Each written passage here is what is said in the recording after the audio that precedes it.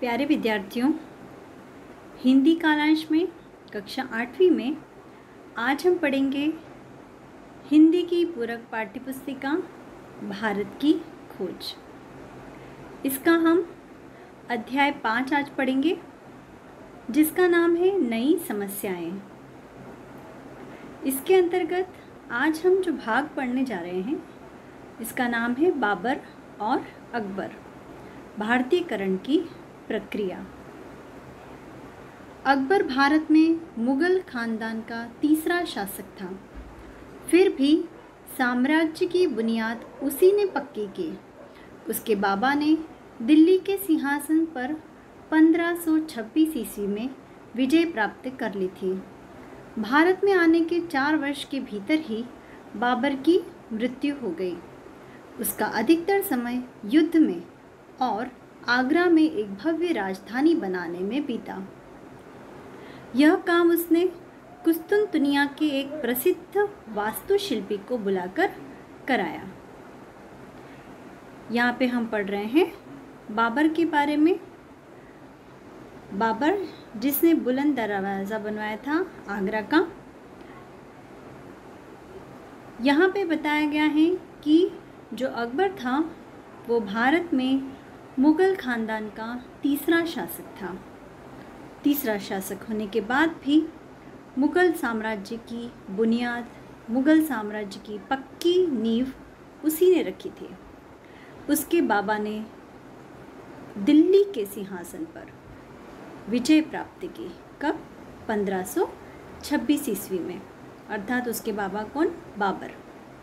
बाबर ने 1526 ईस्वी में दिल्ली पर शासन किया।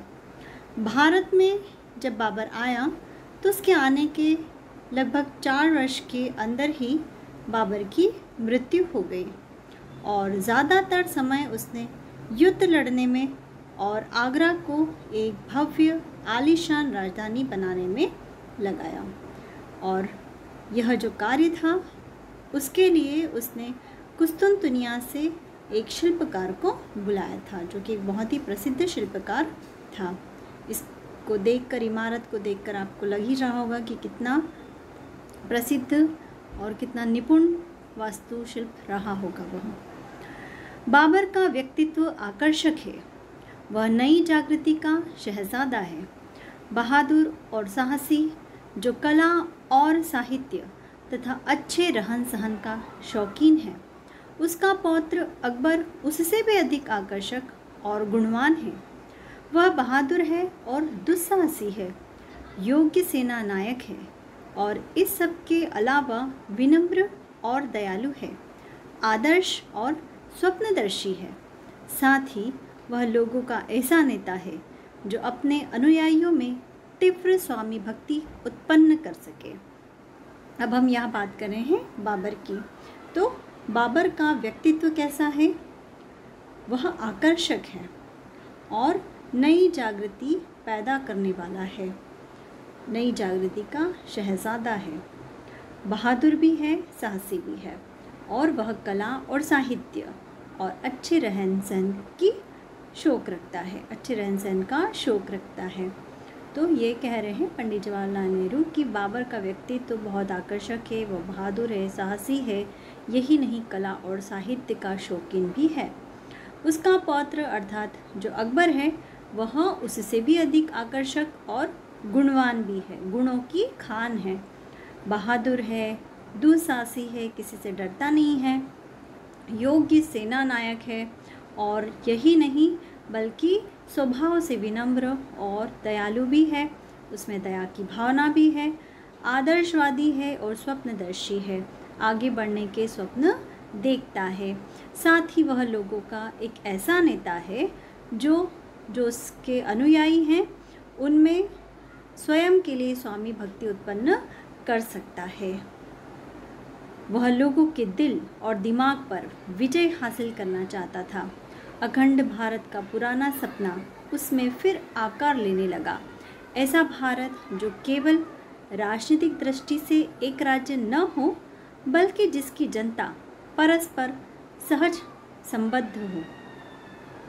1556 ईस्वी से आरंभ होने वाले अपने लंबे शासन के लगभग 50 वर्ष के दौरान वह बराबर इसी लक्ष्य की पूर्ति के लिए कोशिश करता रहा। ये हम अकबर के बारे में बात कर रहे हैं। अकबर जो बहुत ही योग्य सेनानायक था और जो लोगों के दिल और दिमाग पर विजय प्राप्त करना चाहता था। अखंड भारत का उसने जो सपना देखा था वह वो साकार करना चाहता था। वह एक ऐसा भारत बनाना चाहता था जो केवल राजनीतिक दृष्टि से ही एक पूरा राष्ट्र न हो, बल्कि जिसकी जनता भी आपस में एक दूसरे से जुड़ी हुई हो, सहज संबद्ध हो। 1556 ईस्वी से आरंभ होने वाले अपने लंबे शासनकाल के लगभग 50 वर्ष के दौरान वह बराबर इसी लक्ष्य की पूर्ति के लिए कोशिश करता रहा। वह कोशिश करता रहा एक अखंड भारत, एक अखंड राष्ट्र के निर्माण की। बहुत से स्वाभिमानी राजपूत सरदारों को उसने अपनी ओर मिला लिया। उसने एक राजपूत राजकुमारी से शादी की। उसका बेटा और वारिस जहांगीर इस तरह आधा मुगल और आधा हिंदू राजपूत था। जहांगीर का बेटा शाहजहां भी राजपूत माँ का बेटा था, इसलिए यह तुर्क मंगोल वंश तुर्क या मंगोल होने की अपेक्षा कहीं अधिक भारतीय था। अब यहाँ पे बताया गया है कि जो बहुत से स्वाभिमानी राजपूत सरदार थे वे भी अकबर के साथ मिल गए थे। उसने एक राजपूत कन्या से ही विवाह किया था और उसका जो पुत्र था, जो उसका वारिस था, उसका नाम था जहांगीर। और जहांगीर के पिता कौन हुए? मुगल हुए और माता हुई राजपूत। तो इस प्रकार से जो जहांगीर था वह आधा मुगल और आधा हिंदू राजपूत था। जहांगीर का बेटा शाहजहां भी राजपूत माँ का बेटा था। इसलिए यह तुर्क मंगोल वंश तुर्क या मंगोल न होकर भारतीय अधिक था, है ना। इसमें तुर्क मंगोल वंश न होके बल्कि तुर्क जो मुगल और हिंदू ये दोनों उसमें मिल गए थे। राजपूत राजघरानों से संबंध बनाने से उसका साम्राज्य बहुत मजबूत हुआ। इस मुगल राजपूत सहयोग ने जो बाद के शासकों के शासन में भी इसी तरह चलता रहा, केवल सरकार, प्रशासन और सेना को ही नहीं, कला, संस्कृति और रहन सहन को भी प्रभावित किया। अब राजपूत घरानों से संबंध बनाने से उसका जो साम्राज्य था अकबर का वह बहुत ही मजबूत हो गया, दृढ़ हो गया। इस मुगल राजपूत मेल से क्या हुआ? इन दोनों के सहयोग से जो बाद के शासकों के शासन में भी इसी तरह चलता रहा, केवल सरकार, प्रशासन और सेना को ही नहीं, कला, संस्कृति और रहन सहन को भी इसने बहुत प्रभावित किया। पर अकबर को राजपूताना में मेवाड़ के राजा प्रताप की अभिमानी और अदम्य आत्मा का दमन करने में सफलता नहीं मिली। अकबर मेवाड़ के राजा राणा प्रताप को हरा नहीं पाया। ठीक है, ये कौन थे? राणा प्रताप बड़े ही अभिमानी और अदम्य आत्मा के इंसान थे। इन्हें हराने में अकबर असफल रहा। राणा प्रताप ने एक ऐसे व्यक्ति से जिसे वह विदेशी विजेता समझता था औपचारिक संबंध जोड़ने की बजाय जंगलों में मारे मारे फिरना बेहतर समझा। अर्थात राणा प्रताप जो थे वे अकबर को विदेशी विजेता मानते थे और उससे वे औपचारिक संबंध नहीं बनाना चाहते थे, इसलिए उन्होंने अपना शासन छोड़कर जंगल में मारा मारा फिरना ज़्यादा योग्य समझा। अकबर ने अपने चारों ओर अत्यंत प्रतिभाशाली लोगों का समुदाय इकट्ठा किया था जो उसके आदर्शों के प्रति समर्पित थे। इन लोगों में फैजी और अबुल फजल नाम के दो मशहूर भाई बिरबल, राजा मानसिंह और अब्दुल रहीम खान खाना शामिल थे। उसने एक ऐसे नए समन्वित धर्म की शुरुआत करने का प्रयत्न किया जो सबको मान्य हो। स्वयं अकबर निश्चित रूप से हिंदुओं में उतना ही लोकप्रिय था जितना मुसलमानों में। मुगल वंश भारत में इस तरह स्थापित हुआ जैसे वह भारत का अपना वंश हो।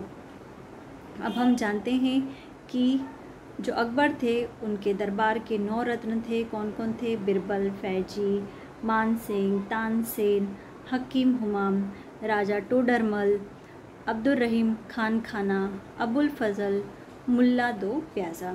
तो यहाँ पे इसी बात का वर्णन किया है कि अकबर के चारों ओर जो लोगों का समुदाय था उसने क्या किया था, अत्यंत ही प्रतिभाशाली, प्रतिभा जिनमें कूट कूट कर भरी थी, अलग अलग क्षेत्रों के लोगों को उसने इकट्ठा किया था।